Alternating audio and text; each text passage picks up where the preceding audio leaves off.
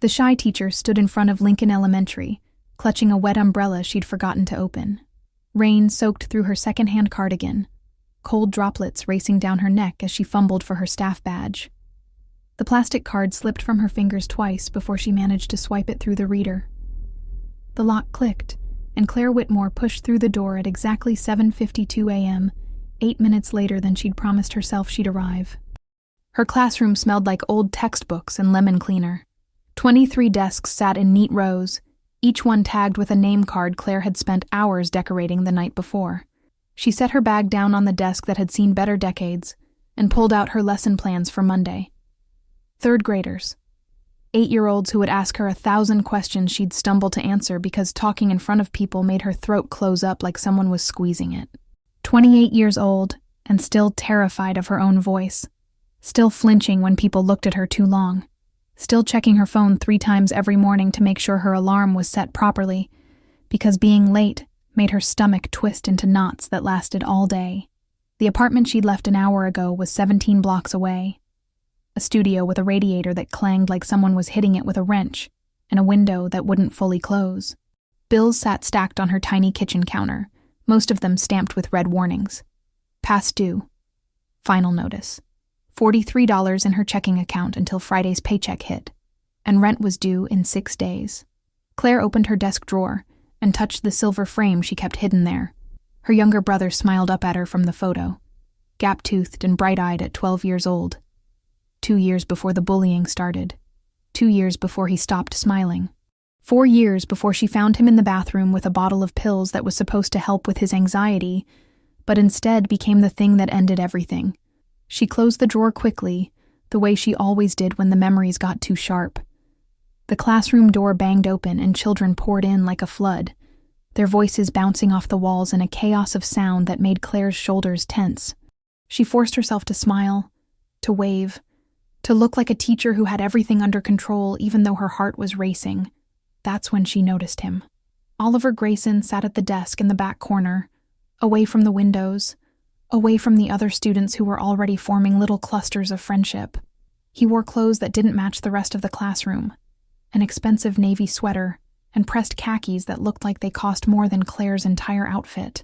His dark hair was perfectly combed, his face clean and blank, in a way that reminded Claire of porcelain. The boy never looked up. Not when Claire called roll. Not when the other children shouted answers to her questions. Not when 2 girls invited him to join their reading group, and he just stared at his desk like it held secrets no one else could see. She'd been warned about Oliver Grayson.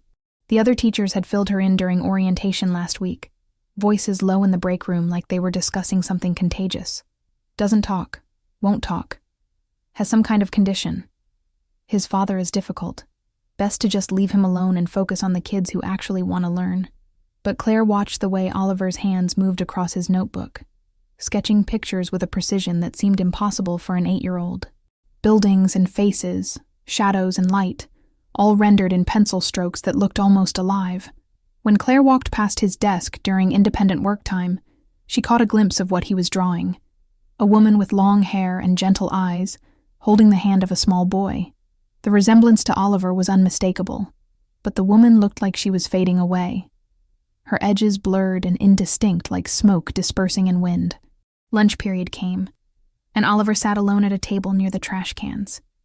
He opened a lunchbox that looked like it cost more than Claire's monthly grocery budget, and carefully unpacked a sandwich he didn't eat, an apple he didn't touch, and a juice box he didn't open.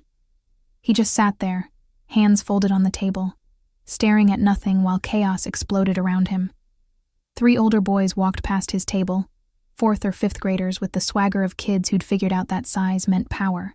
One of them said something Claire couldn't hear from across the cafeteria. Oliver didn't respond. The boy said it again, louder this time, and his friends laughed. Claire felt her chest tighten. She should do something. Walk over there. Tell them to move along. She was the teacher. She was the adult. She was supposed to protect students from this exact situation, but her legs wouldn't move. Her voice wouldn't come, because she remembered being the kid at the lunch table while everyone else formed their circles and left her outside. She remembered the words that cut deeper than any physical blow, the laughter that followed her down hallways. the way teachers looked right through her like she was invisible. And she remembered how no one helped. One of the boys shoved Oliver's shoulder. Not hard, just enough to make him sway slightly in his seat. Oliver's expression never changed. He didn't look up, didn't fight back, didn't do anything except sit there and take it like he'd learned a long time ago that resistance only made things worse. The boys moved on, laughing about something else, already forgetting the small act of cruelty they'd just committed. Oliver carefully repacked his untouched lunch and carried it to the trash can. He threw everything away, even the expensive lunchbox, and walked back to the classroom alone. Claire stood frozen in her spot by the cafeteria door, hating herself with an intensity that made her hands shake. That evening, she sat in her tiny apartment with the clanging radiator and the bills she couldn't pay. She heated up ramen noodles because they cost 89 cents and filled her stomach enough that she could ignore the hunger. She opened her drawer and looked at her brother's photo again, at his gap-toothed smile and the innocence in his eyes that the world had stolen piece by piece. "Please don't let me be like them," she whispered to the empty room. "Please don't let me be someone who just watches." But she already was. Tuesday arrived wrapped in the same gray drizzle that seemed permanent in Portland's October. Claire stood in her classroom arranging art supplies for the afternoon project when she heard it through the window that overlooked the playground. Not words exactly, but the unmistakable sound of cruelty. Boys' voices rising in that particular pitch that meant someone was being targeted. She moved to the window, and her blood went cold. 3 boys had Oliver cornered against the chain-link fence at the far edge of the playground. They were bigger than him, 4th or 5th graders with the kind of swagger that came from knowing teachers rarely watched the distant corners during dismissal. One of them held Oliver's backpack above his head, while another rifled through its contents, tossing items into the wet grass. Oliver stood perfectly still, his face blank as stone, hands hanging limply at his sides like he'd learned that fighting back only made things worse. His expensive sweater was already smudged with dirt where someone had shoved him. Claire's heart hammered against her ribs. Every instinct screamed at her to look away, to pretend she hadn't seen, to let someone else handle it because confrontation made her throat close, and her hands shake, and her voice disappear entirely. The tallest boy grabbed a notebook from Oliver's backpack and waved it in the air. Even from the window, Claire could see the pages filled with Oliver's detailed drawings.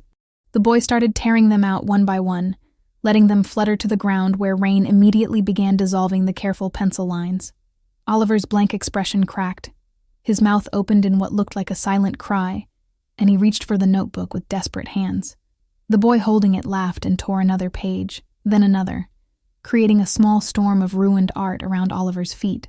Something inside Claire snapped. She didn't think, didn't plan, didn't give herself time to be afraid. She ran from the classroom, through the hallway, out the side door, across the wet playground with her sensible flats slapping against puddles. Rain soaked through her cardigan immediately, but she didn't slow down. "Stop!" Her voice came out stronger than she'd heard it in years, cutting across the playground like a whip. "Stop right now!" The 3 boys turned, startled. The tallest one still held Oliver's notebook, pages hanging from it like broken wings. Claire reached them, breathless and trembling, but standing between Oliver and his tormentors. Up close, the boys were bigger than she'd thought. The tallest one was nearly as tall as she was, with the kind of hard eyes that suggested he'd been in trouble before, and didn't particularly care about getting in trouble again. "Give him back his things," Claire said. Her voice shook, but she forced herself to meet the boy's gaze. "We were just playing," the tallest boy said with a smirk. "Right, Oliver?" He said Oliver's name like it was an insult. Or wait, he can't answer. Freak can't even talk. That's enough. Claire held out her hand. "Give me the notebook. Now."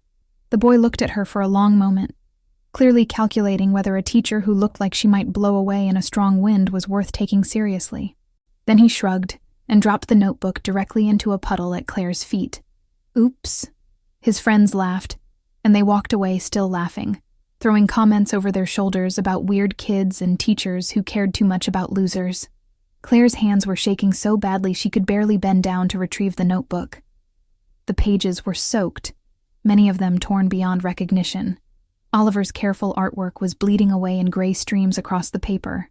She looked up at Oliver, who stood exactly where he'd been, arms wrapped around himself like he was trying to hold his own pieces together. His eyes were wet with tears he wouldn't let fall, and there was a scrape on his cheek that was starting to bleed. "Oliver," Claire said softly, "are you hurt?" He didn't respond. Didn't look at her. Just stared at his ruined notebook in her hands with an expression of such profound loss that Claire felt something crack in her own chest. "Come on," she said, gathering his scattered belongings from the grass. "Let's get you cleaned up." She touched his shoulder gently, half expecting him to pull away. Instead, he looked up at her with those dark, serious eyes that seemed far too old for an 8-year-old face. And then, so slowly it was almost imperceptible, he nodded. The nurse's office was empty, the nurse already gone for the day. Claire found the first aid kit under the sink and guided Oliver to sit on the paper-covered examination table. He didn't make a sound as she dabbed at the scrape on his cheek with antiseptic, didn't flinch when she applied the bandage with careful fingers. "I'm sorry about your drawings," Claire said quietly. "They were beautiful. I saw the one you were working on yesterday, the woman with the long hair." Oliver's eyes flicked to her face, surprise registering there for just a moment before his expression smoothed back to blank. Claire pulled over a chair and sat down so she was at eye level with him. For a long moment, they just looked at each other. Then Claire reached into her pocket and pulled out a folded piece of paper, something she'd been carrying around for 3 weeks without really knowing why. "I have a brother," she said softly. "Had a brother. His name was Tommy. He was a lot like you. Quiet, thoughtful. He loved to draw too." She unfolded the paper, showing Oliver the photo she'd printed from her phone. Tommy at 12, smiling with missing front teeth. Kids were mean to him. Really mean. And I didn't help him enough. I was too scared, too worried about what people would think of me. Oliver tilted his head slightly, listening. "I won't do that again," Claire said. And she meant it with every fiber of her being. "I won't let anyone hurt you. Not while I'm around." Oliver studied her face for what felt like an eternity. Then, moving slowly like he thought she might disappear if he went too fast, he reached out and took her hand. His fingers were small and cold, and they gripped hers with surprising strength. Claire squeezed back gently. They sat like that in the empty nurse's office, while rain drummed against the windows, and the school slowly emptied around them. Two people who understood what it meant to be invisible, trying desperately to see each other. After several minutes, Oliver released her hand and reached for his soggy backpack. He pulled out a pencil that had somehow survived the ordeal and a dry piece of paper from an interior pocket. His hand moved across the page with quick, decisive strokes. When he finished, he held it up for Claire to see. It was her, rendered in simple lines but unmistakable, standing with her arms spread wide like wings, sheltering a smaller figure beneath them. Above the drawing, Oliver had written 3 shaky words. "Thank you, teacher." Claire felt tears burn in her eyes. "You're welcome, Oliver." Through the office window, she could see a black luxury car pulling into the parking lot, sleek and expensive and completely out of place in front of Lincoln Elementary. 2 men in dark suits emerged from the front seats, moving with the kind of coordinated precision that suggested military training or something worse. Claire watched through the nurse's office window as the 2 men in suits approached the school entrance with the kind of purposeful stride that suggested they were used to people moving out of their way. One of them spoke into a phone pressed against his ear, his eyes scanning the parking lot with practiced precision. Security detail, Claire realized with a chill. Not chauffeurs or assistants. These were men trained to spot threats. Oliver saw them too. His whole body went rigid, and he clutched his ruined backpack against his chest like a shield. "Are they here for you?" Claire asked gently. Oliver nodded once, quick and terse. "Okay." Claire stood, trying to project a calm she absolutely didn't feel. "Let's go meet them together." They walked through the empty hallways, their footsteps echoing off lockers covered in construction paper decorations and motivational posters. Oliver stayed close enough that his shoulder brushed against Claire's arm every few steps, and she found herself deliberately slowing her pace to match his. The 2 men were waiting just inside the main entrance, and up close, they looked even more intimidating. Both well over 6 feet, both wearing tailored black suits that probably cost more than Claire's car, both watching Oliver and Claire with the kind of focused attention that made Claire's mouth go dry. "Miss Whitmore," the taller one said. Not a question. He already knew who she was, which meant someone had done research, which meant this was far more complicated than a simple after-school pickup. "I'm Thomas. This is Grant. We're here for Oliver. He had an incident," Claire said, proud that her voice came out steady. "Some older students were harassing him in the playground. He's shaken up but physically fine. I cleaned the scrape on his face." Thomas's expression didn't change, but something cold flickered behind his eyes. "Names? I'm sorry? The students who did this. Their names." Claire hesitated. There was something in the way he asked that made her think providing those names might lead to consequences far beyond a principal's office visit. "I'll be handling that through proper school channels." Thomas studied her for a long moment, then nodded slowly. "Mr. Grayson will want a full report." "Mr. Grayson?" "Oliver's father." Thomas extended his hand toward Oliver, who stepped forward reluctantly and took it.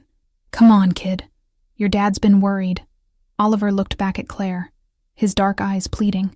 She understood what he was asking without him having to say a word.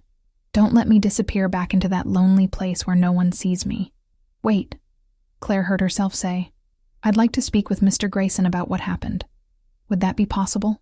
Thomas exchanged a glance with Grant. "He's working. Doesn't typically take meetings at the school." "Then perhaps I could call him? Or send an email?" "You'll see him tomorrow," Thomas said. It wasn't a suggestion. "He's already scheduled a meeting with Principal Hernandez for 8 a.m. You should plan to attend." That night, Claire sat in her apartment with her laptop balanced on her knees and typed Victor Grayson Portland into the search bar. The results that appeared made her stomach drop. The first article was from the Portland Tribune, dated 3 months ago. Business magnate Victor Grayson expands port operations amid federal scrutiny. She clicked through and read about multi-million-dollar shipping contracts, allegations of bribery, and unnamed sources claiming ties to organized crime. The second article showed a photo. Victor Grayson standing outside a downtown office building, one hand raised to block the camera, his face partially visible. Sharp jaw, dark hair, expensive suit, eyes like chips of blue ice. Even in a blurry paparazzi shot, he radiated the kind of power that made people either step aside or get crushed. Claire clicked through more results. Each one painted a picture of a man who operated in shadows and gray areas, who had lawyers on speed dial and investigators who mysteriously closed cases without explanation. Nothing concrete enough to prove criminality, but nothing innocent enough to dismiss the suspicions. She found one article from a year ago with a different photo. Victor Grayson and his wife Anna at a charity gala, both dressed formally, her hand resting on his arm. Anna was beautiful in a quiet way, with long dark hair and a gentle smile. The caption noted that she was a teacher at a private elementary school. Claire searched for Anna Grayson and found the obituary. Died in a single car accident on Highway 26. Survived by her husband Victor and son Oliver. Services were private. In lieu of flowers, donations could be made to the Portland Children's Literacy Foundation. No mention of how an experienced driver ended up in a fatal crash on a clear day. No quotes from investigating officers. Just a brief acknowledgement that someone beloved had ceased to exist. Claire closed her laptop and stared at the wall of her tiny apartment. She'd inserted herself into something dangerous. Something way beyond her understanding of how the world worked. Smart people would back away. Smart people would request a classroom transfer and let Oliver Grayson become someone else's concern. But when she closed her eyes, she saw Oliver's face when he'd handed her that drawing. "Thank you, teacher." 3 words that represented the first time in a year that child had felt seen. Her phone buzzed with a text from an unknown number. "Stay away from the Grayson kid if you know what's good for you. This is your only warning." Claire stared at the message until her screen went dark. Then she set the phone down with trembling hands. Wednesday morning arrived too quickly. Claire dressed in her most professional outfit, a gray pencil skirt and cream blouse she usually reserved for parent-teacher conferences.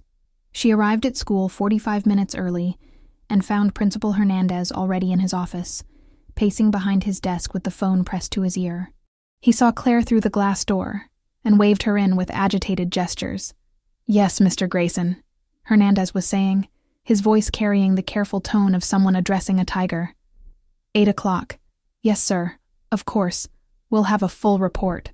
He hung up and immediately loosened his tie like it was strangling him.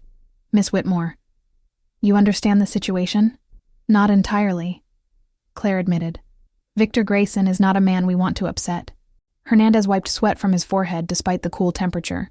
His donations to this school district are the only reason we have a library and updated computers. But more than that, he's someone with influence. Do you understand what I'm saying? You're saying he's dangerous. I'm saying he's powerful. And his son was assaulted on our playground under our supervision. That makes this a very delicate situation. At precisely 8 o'clock, Victor Grayson walked through the main entrance of Lincoln Elementary, and Claire understood immediately why people feared him. He moved like violence contained in an expensive suit, every step deliberate, every glance sharp enough to cut.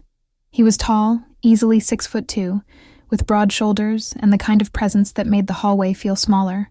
His dark hair was swept back, his blue eyes cold as winter ocean. His jaw set in a way that suggested he was currently restraining significant anger. Thomas and Grant flanked him like shadows. But it was Victor who commanded every eye, every held breath, every instinctive step backward from staff members who suddenly remembered they had somewhere else to be. Principal Hernandez's office felt smaller with Victor Grayson in it. He sat in the chair across from the principal's desk, with the kind of stillness that suggested coiled energy waiting for a reason to explode. His suit was charcoal gray, perfectly tailored, probably Italian. His hands rested on the chair arms with deceptive calm, but Claire noticed his knuckles were slightly scarred, the kind of marks that came from hitting things or people. Claire stood near the door because there weren't enough chairs, and because staying close to an exit felt like a survival instinct. Mr. Grayson, Hernandez began, his voice carrying too much forced cheerfulness. Thank you for coming. We want to assure you that we're taking yesterday's incident very seriously. The students involved will face appropriate disciplinary action. Names. Victor's voice was deep and controlled, each word measured. Not a request. A command. Hernandez glanced at Claire, silently pleading for help. Tyler Morrison, Jake Chen, and Brian O'Neill. Claire said quietly. 5th graders. They've been reported before for similar behavior. Victor's blue eyes shifted to her, and Claire felt the full weight of his attention like a physical force. He studied her face with the kind of focus that suggested he was cataloging every detail, every weakness, every potential threat. You're the teacher who intervened. Yes. Miss Whitmore, correct? He already knew her name, had probably known everything about her before he walked through the door. Oliver's homeroom teacher. That's correct. The one who stood between my son and 3 boys twice your size. Something shifted in his expression, not quite softening but becoming less arctic. Thomas told me what happened. How you ran across the playground in the rain. How you refused to give me their names at first. Claire's throat felt dry. I did what any teacher should do, but most don't. Victor leaned back slightly. Oliver came home yesterday, and for the first time in a year, he initiated contact with me. Handed me a drawing. Do you know what it was? Claire shook her head. You, standing between him and danger. Victor pulled a folded piece of paper from his jacket pocket and set it on Hernandez's desk. Claire recognized Oliver's precise pencil work. He's drawn hundreds of pictures since his mother died. Buildings, landscapes, memories. But this is the first time he's drawn a person besides Anna. The first time he's shown me that he believes someone besides me might actually care whether he lives or dies.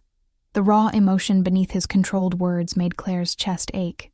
Mr. Grayson, Hernandez interjected weakly, we want to assure you that Lincoln Elementary provides a safe learning environment for all students. You failed. Victor didn't raise his voice. Didn't need to. My son was assaulted on your playground by students you admit have been problems before. The only reason he wasn't seriously injured is because Miss Whitmore acted while your staff did nothing. He turned back to Claire. Where were the playground monitors? Inside, Claire admitted. It was raining. The children were supposed to stay in the covered areas, but those boys went to the far corner where no one was watching. Convenient. Something cold crept down Claire's spine. You think this was planned? I think my son is a target because of who his father is. I think people know he can't call for help, I think yesterday wasn't random bullying. It was a test. Victor stood, and the room felt even smaller. Which brings me to why I'm really here. Principal Hernandez. Oliver will not be returning to Lincoln Elementary. Hernandez went pale. Mr. Grayson, please reconsider. We can implement additional security measures, assign a dedicated aide, whatever you need. What I need is someone who gives a damn about my son's well-being. Someone who proved yesterday that she's willing to act when it matters. Victor looked at Claire. Miss Whitmore, I'd like to speak with you privately. There's a coffee shop 2 blocks south. Can you meet me there in 20 minutes? It wasn't a request, but Claire appreciated that he phrased it as one. I have a class starting at 9. I've arranged for a substitute. Of course he had. 20 minutes.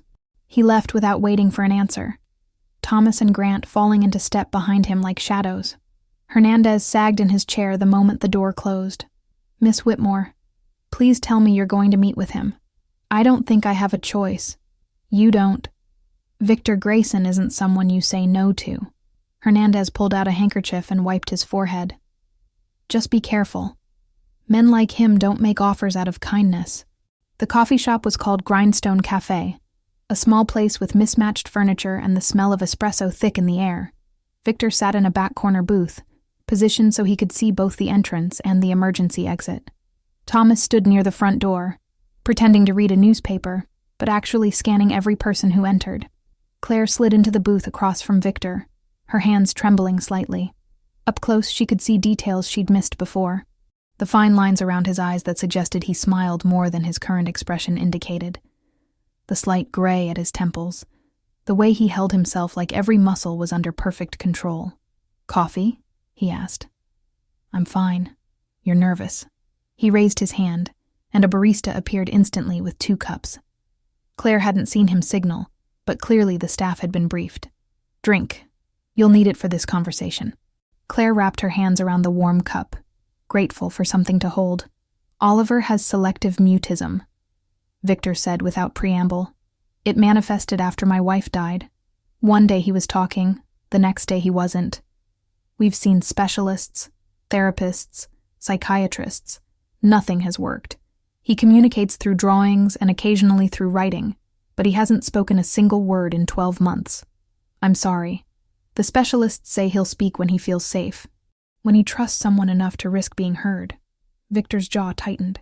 But I can't make him feel safe at school where other children see him as vulnerable. I can't make him trust adults who proved they'll abandon him when he needs help. What are you asking me?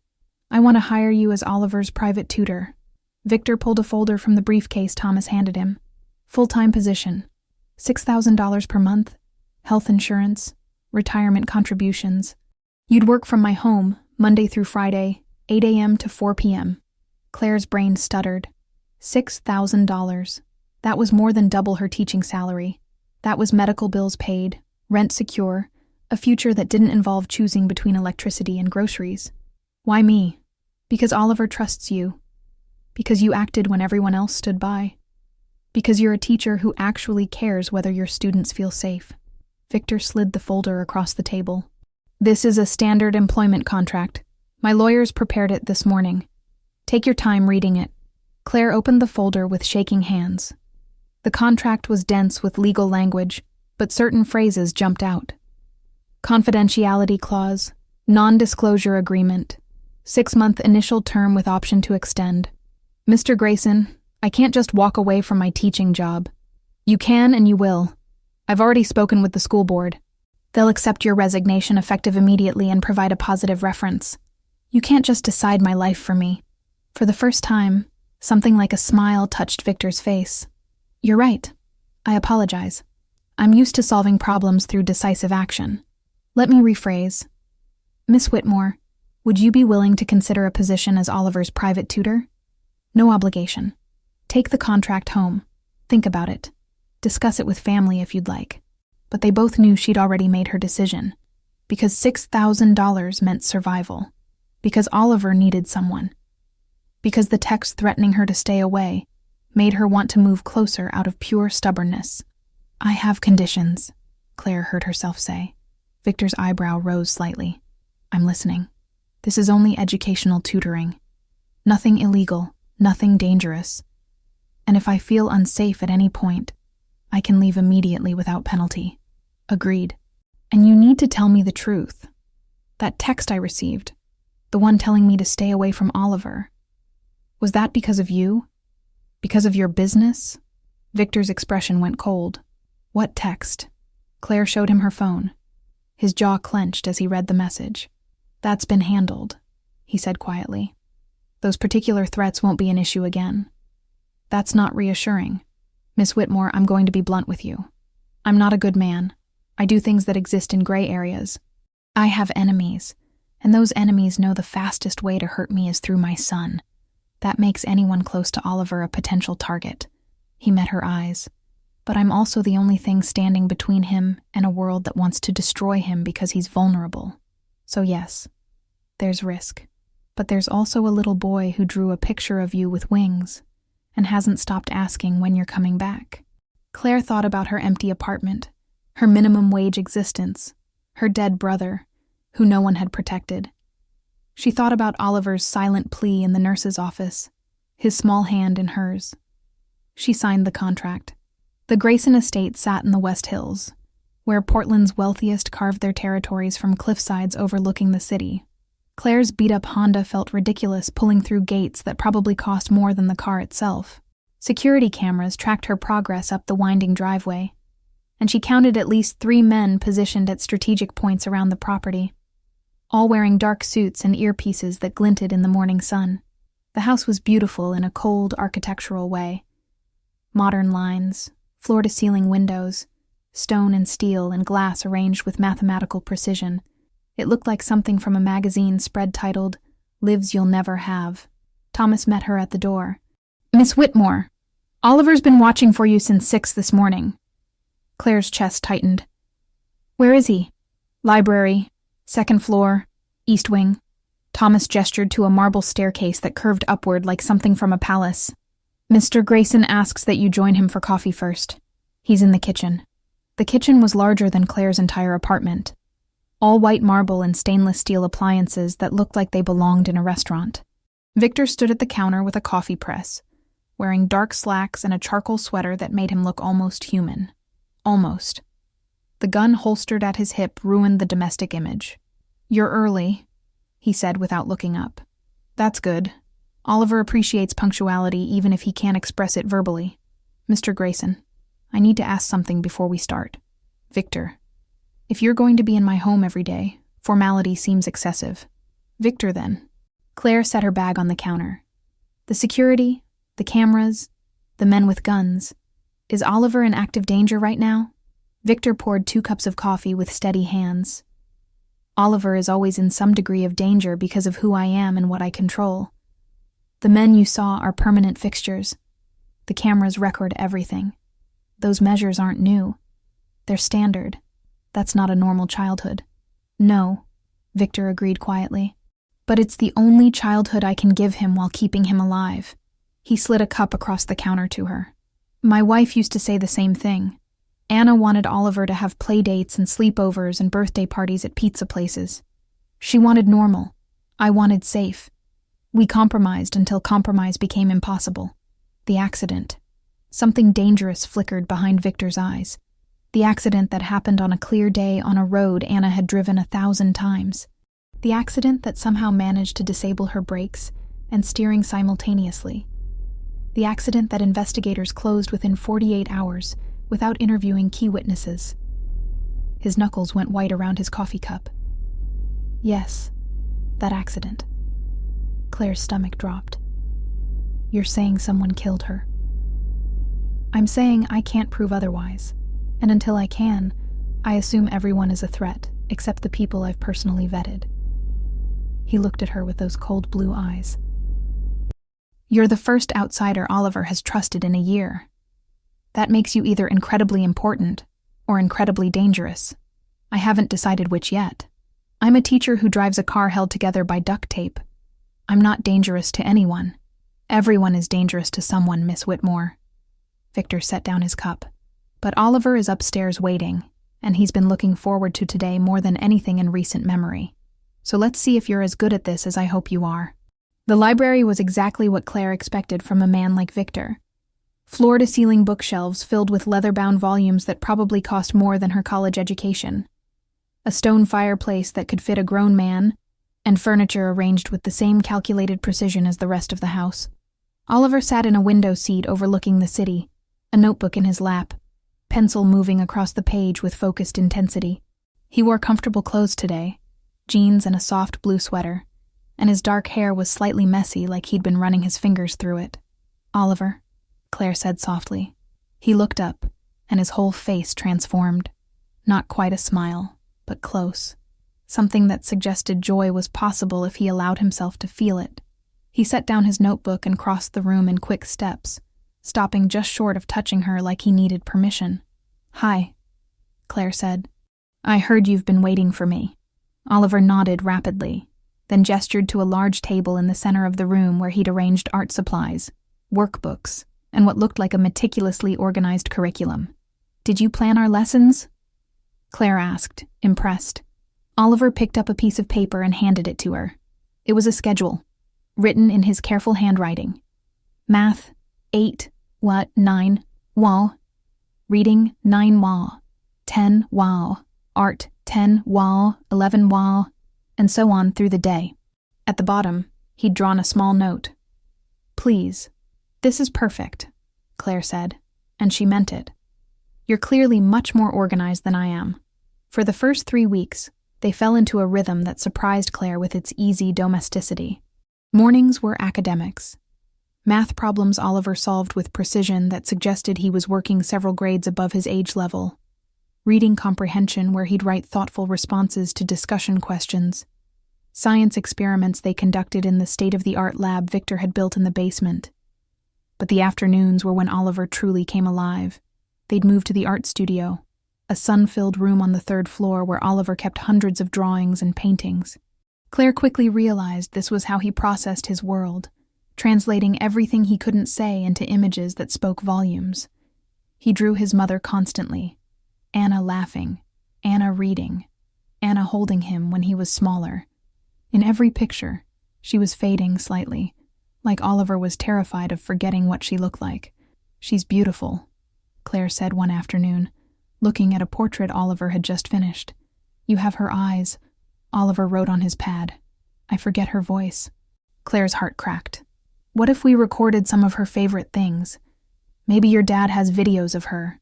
We could watch them together, and you could draw what you remember from them." Oliver's pencil stopped moving. He looked up at Claire with something like wonder, then wrote, "No one ever suggested that before. They just say time heals. Time doesn't heal," Claire said quietly. "It just changes how the hurt feels.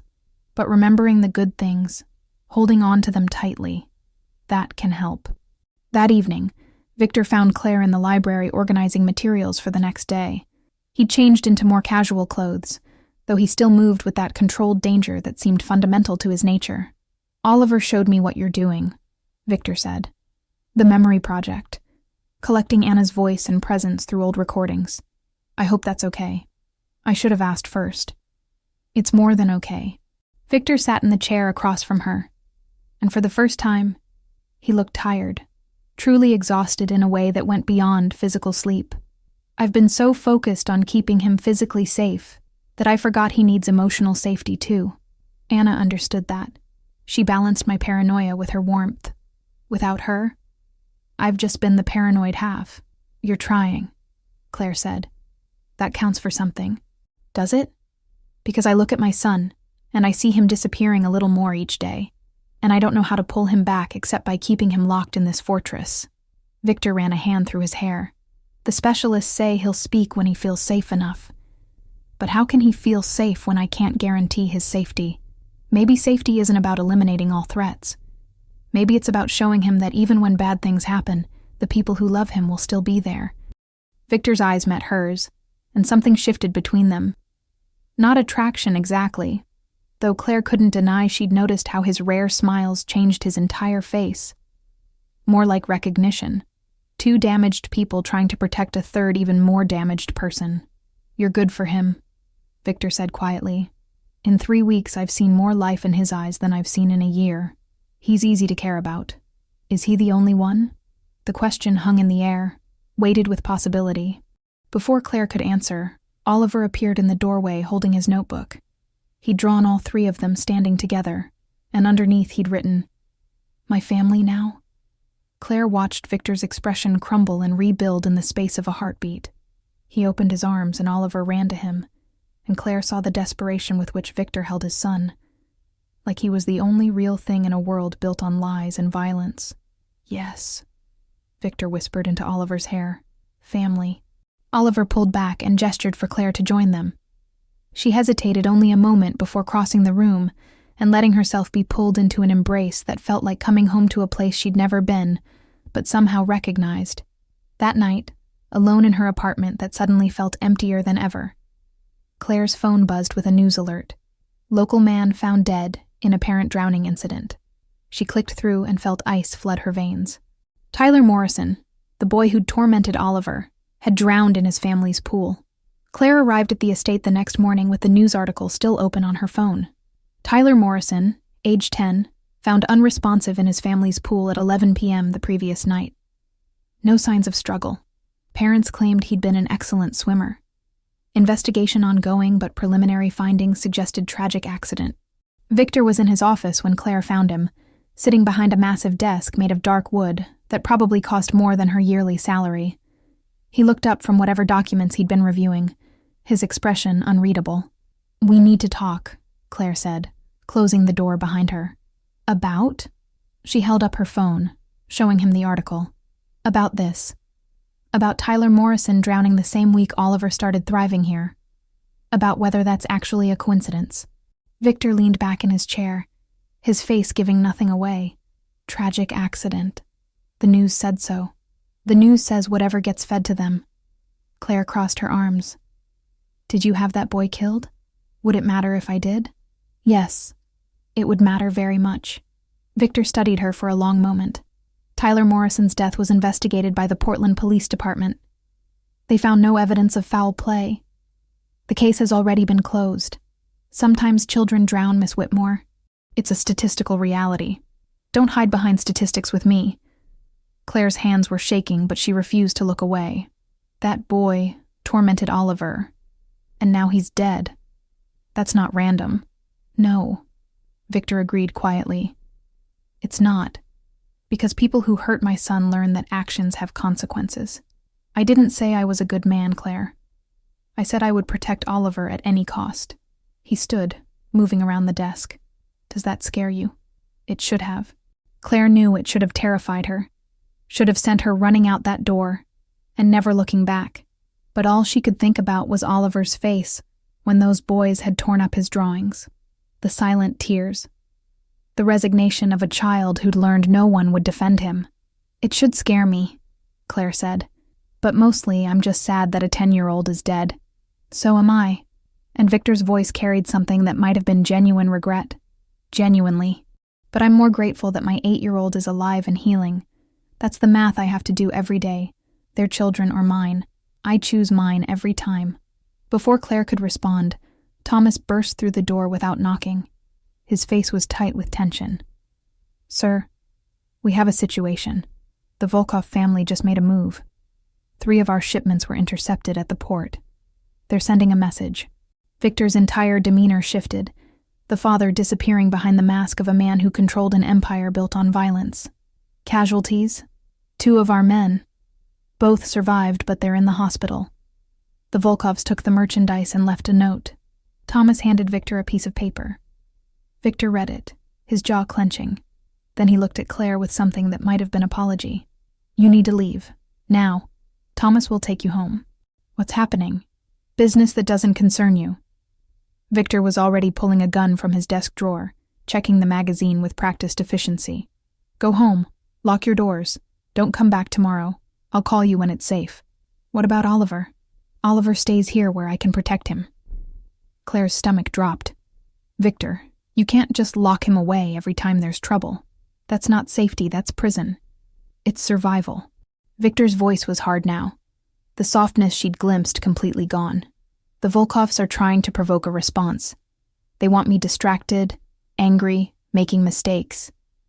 The fastest way to accomplish that is by threatening what I love, which means you and Oliver are targets until I end this. Then let me stay. Let me be with Oliver so he's not alone and scared. Absolutely not. Why? Because you care about me? The words came out before Claire could stop them. Victor's eyes met hers, and for just a moment, his mask cracked. Yes, because I care, which is exactly why you need to be as far from this house as possible. Thomas cleared his throat. Sir, we need to move. Grant called in reinforcements, but the Volkovs could be positioning for something bigger. Claire wanted to argue, wanted to insist she wasn't leaving Oliver alone during whatever violence was about to unfold. But Victor was already moving, already transitioning into whatever role he played when he had to become the monster instead of the father. Go, he said to Claire without looking at her. Please. Thomas drove Claire home in tense silence, his eyes constantly checking mirrors, his phone buzzing with updates he read and deleted. When they pulled up to her apartment building, he walked her to her door and checked inside before leaving. Lock everything, Thomas said. Don't open for anyone you don't know. I've stationed someone outside, but call this number if anything feels wrong. He handed her a card with nothing but a phone number written on it. Anything at all.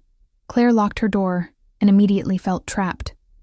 The apartment that had been her safe space suddenly felt like a cage. She tried calling Victor, but it went straight to voicemail. She tried texting. No response.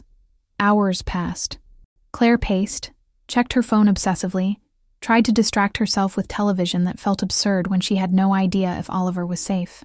At 9 p.m., her phone finally buzzed with a message from an unknown number. If you want to see Oliver Grayson alive again, come to Warehouse 7 at the port terminal. Alone. Tell anyone and the boy dies. Claire's blood turned to ice. She tried calling Victor again. Still nothing. She called Thomas. Voicemail. The number on the card he'd given her rang endlessly without answer. They'd taken Oliver. Or they were lying, and this was a trap. Either way, she couldn't just sit here doing nothing. Claire grabbed her keys, her phone, and walked out her door. The man Thomas had stationed outside was gone, which meant he'd either been compromised or pulled for something else. She got in her car with shaking hands and drove toward the port, knowing this was probably the stupidest decision of her life, but unable to live with herself if she did nothing. Warehouse 7 was exactly where the text said it would be. A massive structure of corrugated metal sitting dark and abandoned at the edge of the terminal. Claire parked a block away and approached on foot, every instinct screaming at her to turn around. The side door was unlocked. Inside, the warehouse was cavernous and dark, except for a single light in the center where Oliver sat tied to a chair. His face was tear-stained, his eyes wide with terror when he saw Claire. She ran toward him without thinking, which was exactly what they wanted her to do. Men emerged from the shadows, 5 of them, all armed. One stepped forward, tall and angular with cold eyes and a smile that promised cruelty. Miss Whitmore, he said with a slight Russian accent. Thank you for making this so easy. I'm Nikolai Volkov, and you just became the best leverage Victor Grayson has ever given me. Claire tried to run, but hands grabbed her from behind. Something sharp pressed into her neck. A needle. The world tilted sideways. And the last thing she saw before darkness claimed her was Oliver's face, his mouth open in a silent scream. Claire woke to cold concrete against her cheek and the metallic taste of blood in her mouth. Her head throbbed where they'd struck her after the sedative wore off too quickly. She tried to move and discovered her hands were zip-tied behind her back, the plastic cutting into her wrists. Memory crashed back. The warehouse. Oliver. The trap. She forced her eyes open and found herself in a different location now. Some kind of storage room with cinder block walls and a single bare bulb swinging from the ceiling.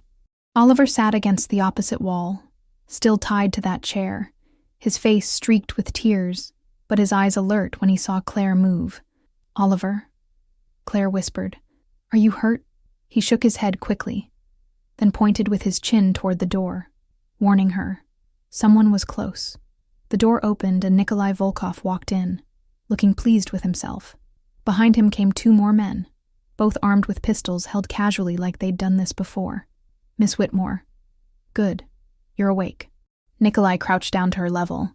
I was worried we'd given you too much. We need you conscious for the video call. Video call? To Victor Grayson, of course. So he can see exactly what he stands to lose if he doesn't give me what I want. Nikolai pulled out a phone and positioned it to capture both Claire and Oliver in frame. Port 7. Complete operational control and $50 million in cash. Reasonable terms, I think, for 2 lives. He won't negotiate, Claire said, though her voice shook. You're just going to get yourself killed. Oh, I don't think so. You see, Victor Grayson has a weakness that his father never had. He loves, and love makes men stupid. Nikolai dialed, and the phone rang twice before Victor's face filled the screen. The transformation in Victor's expression when he saw them was terrifying. Not fear, not panic, but something cold and murderous that made Claire understand exactly why people spoke his name with dread. Nikolai. Victor's voice was perfectly controlled. You've made a mistake. Have I? Because from where I'm sitting, I hold all the leverage. Nikolai grabbed Claire by the hair, yanking her head back. She couldn't stop the cry of pain that escaped. Your son and your woman, both of them looking very fragile. Touch her again, and I'll burn every Volkov property to the ground with your family inside. Empty threats from a man with no position to bargain. Nikolai released Claire, letting her head drop. You have 2 hours to wire $50 million to the account I'm sending you, and to sign over operational control of Port 7. If I have both, they live. If I have neither, I start with the teacher. She'll scream for you, Victor. I'll make sure of it. You'll be dead before you can pull the trigger. Nikolai laughed. Big words for a man who couldn't even keep his wife alive. Victor's composure cracked. Just for a second, but Claire saw the rage blaze across his face. 2 hours, he said, his voice like gravel. You'll have your money. But Nikolai, when this is over, I'm coming for you personally. If you're still alive. Nikolai ended the call and turned to his men. Double the guards. Grayson will try something stupid.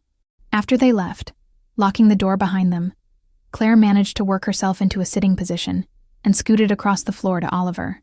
Up close, she could see he was trembling, his breath coming in short gasps that suggested he was on the edge of a panic attack. Hey, Claire whispered. Look at me, Oliver. Look at me.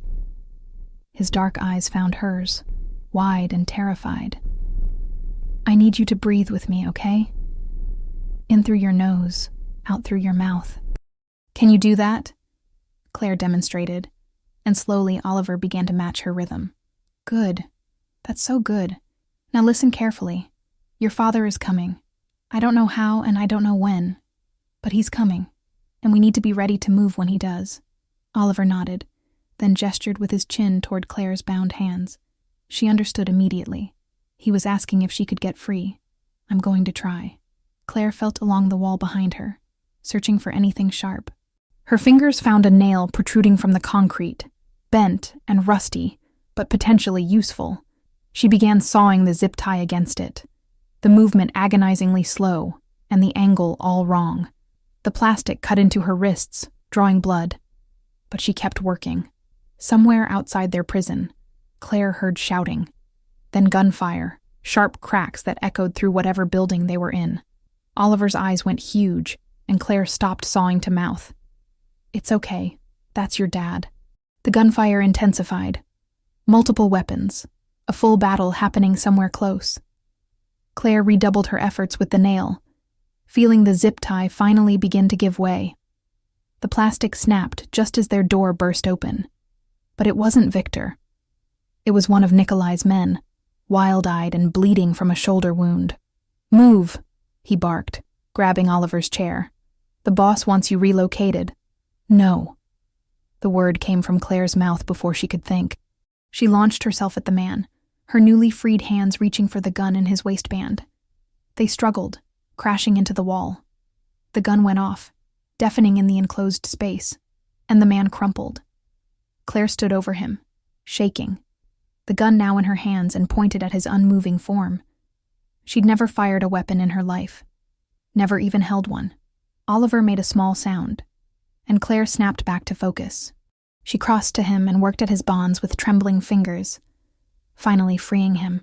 He fell forward into her arms, and she held him tight for just a moment before pulling back. Can you walk?" He nodded. "Then stay close to me. We're getting out of here." They moved through corridors filled with smoke and chaos. Bodies lay scattered, some in suits, some in different colors. Evidence of the war Victor had brought to this location.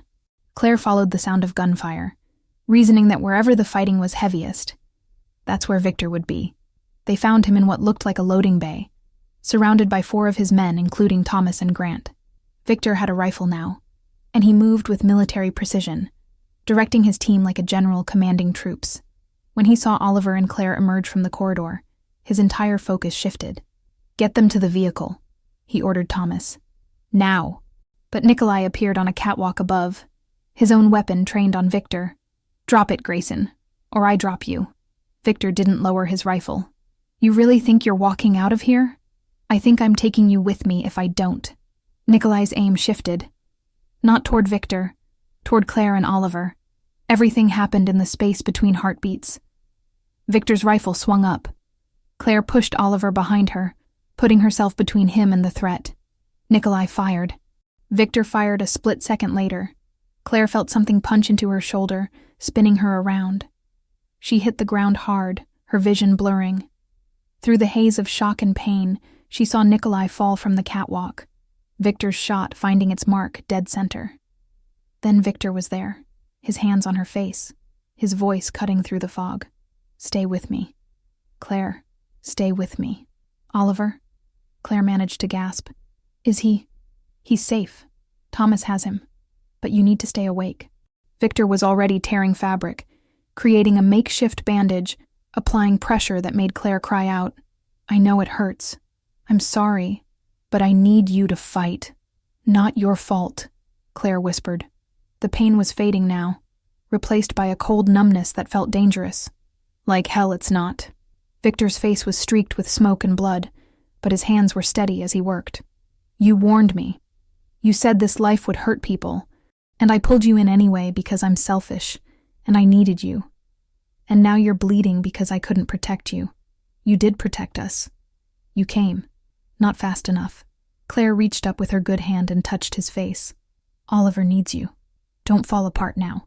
Something broke in Victor's expression, but he nodded and lifted her carefully into his arms. The movement sent fresh waves of agony through her shoulder, but Claire bit down on a scream and held on. The ride to the hospital was a blur. Oliver sat pressed against Claire's side, his small hand gripping hers with desperate strength. Victor spoke into phones, barking orders, ensuring their arrival would be discreet and the right doctors would be waiting. In the emergency room, as they wheeled Claire toward surgery, Oliver suddenly made a sound. Not a word, but the first vocal sound Claire had heard from him, a cry of protest as they tried to separate him from her. "Let him stay," Claire said to the doctors. "Please, just until I'm asleep." They relented, and Oliver held her hand as the anesthesia took hold, his face the last thing she saw before darkness claimed her for the second time that night.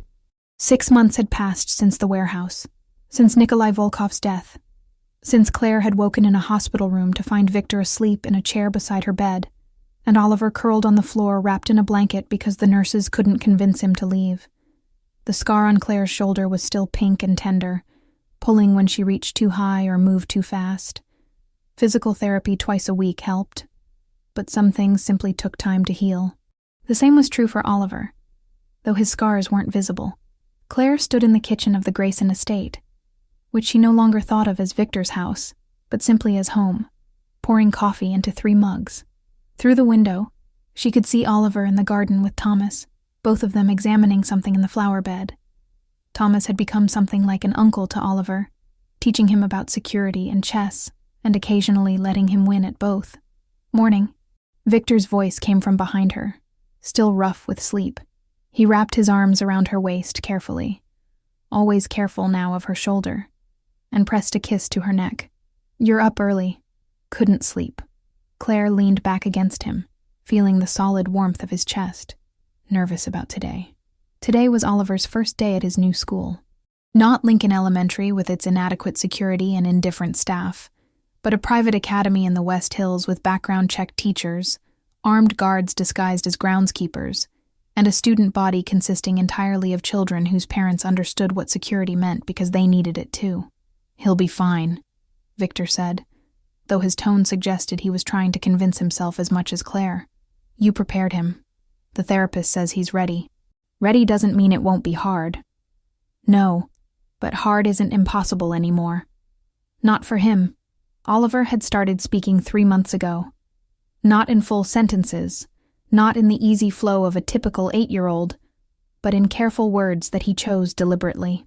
The first word he'd spoken out loud had been Claire's name, whispered in the hospital when she'd woken from surgery.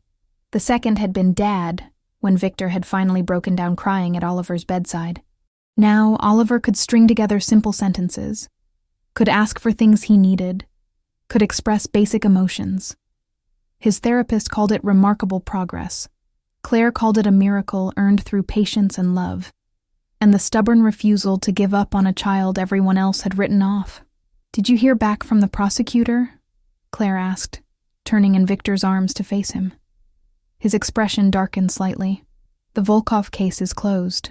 Nikolai's death was ruled self-defense, which it was. The remaining family members have been cooperative about staying out of Portland. Apparently watching me dismantle their operation in under 48 hours convinced them that challenging me further would be unwise." Claire had learned not to ask for details about Victor's business.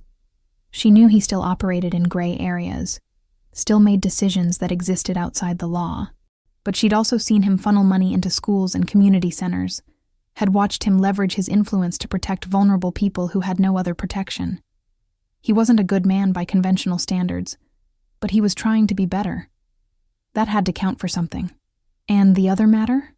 Claire asked quietly. Victor's jaw tightened. "The investigation into Anna's death has been reopened. New evidence suggests the brake line was tampered with.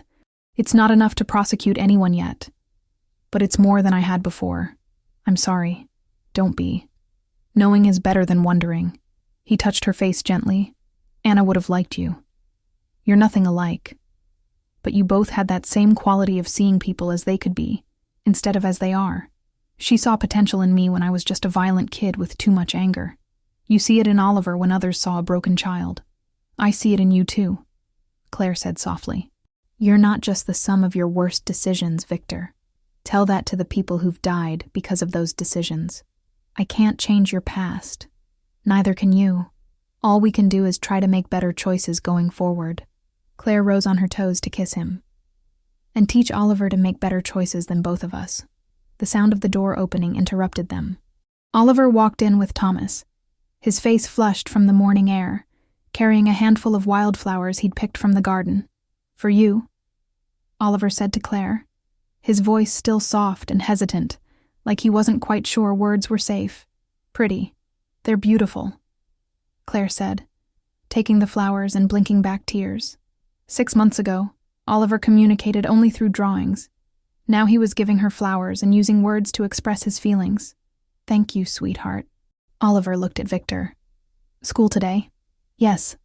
"Are you ready?" Oliver nodded, then shook his head, then nodded again. "Scared, but ready." Victor knelt down to Oliver's level. "Being scared is okay.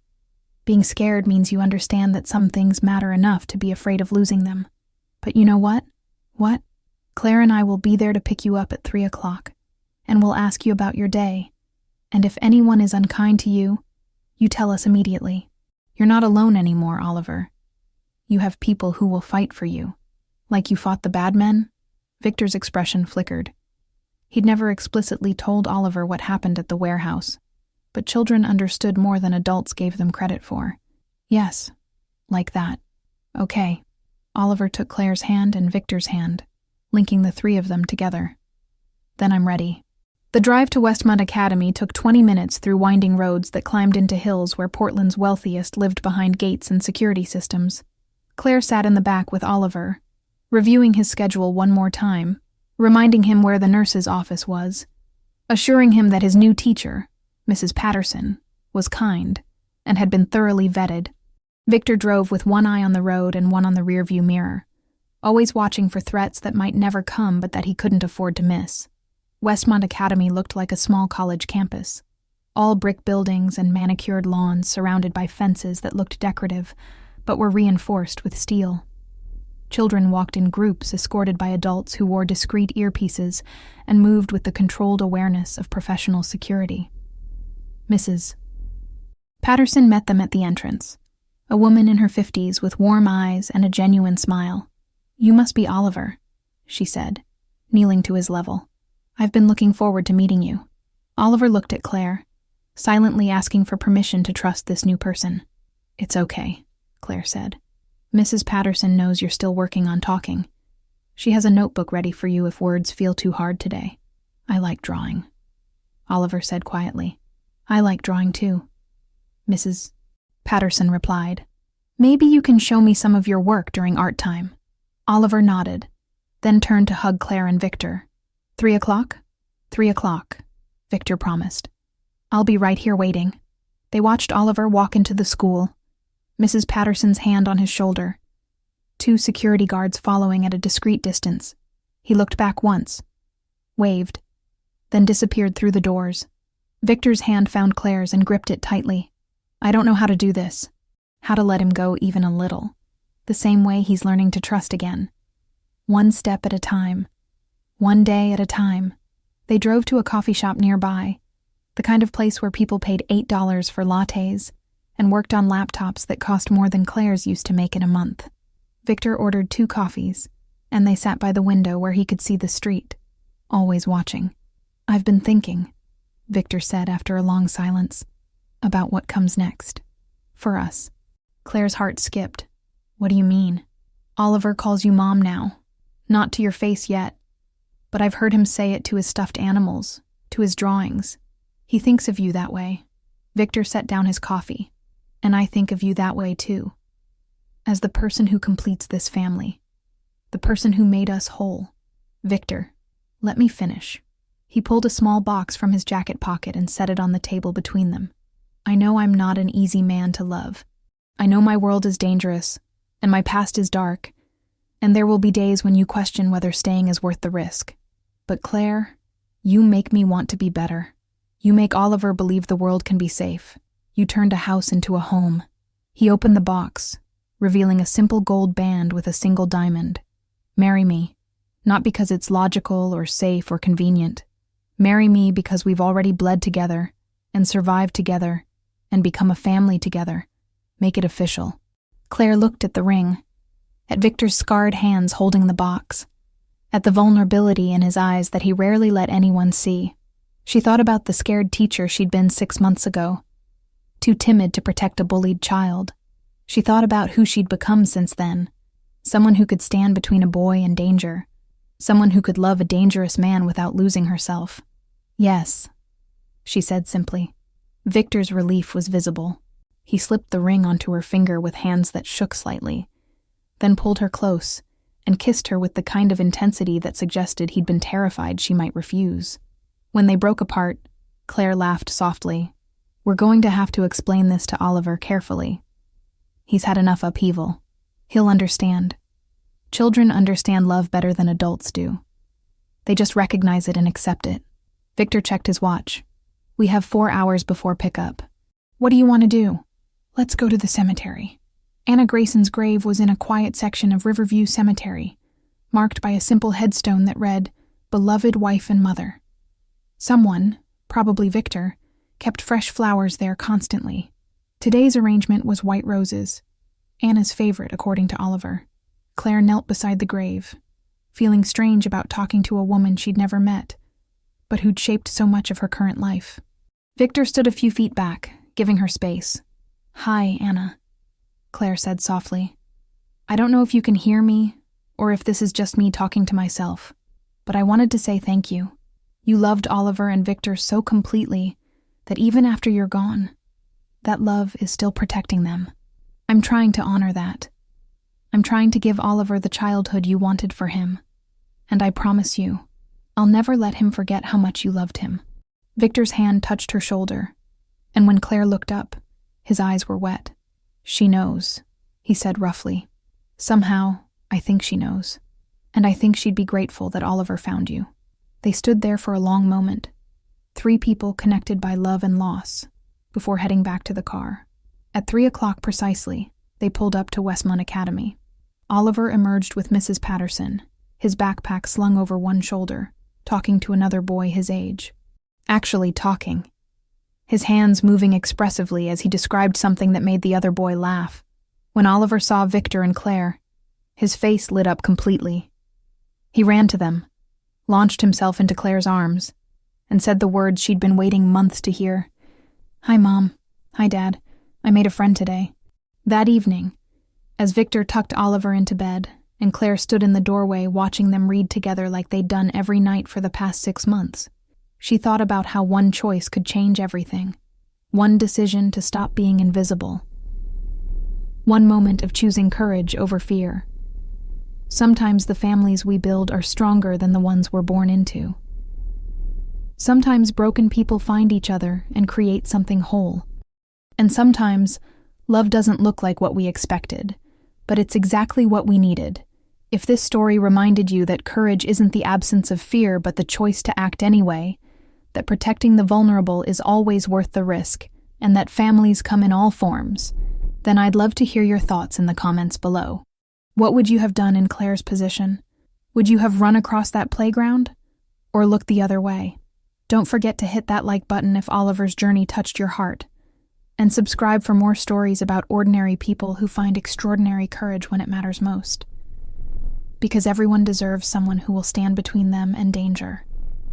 Everyone deserves to be seen. Thanks for listening to this story. Until next time, remember, the smallest act of kindness can change someone's entire world.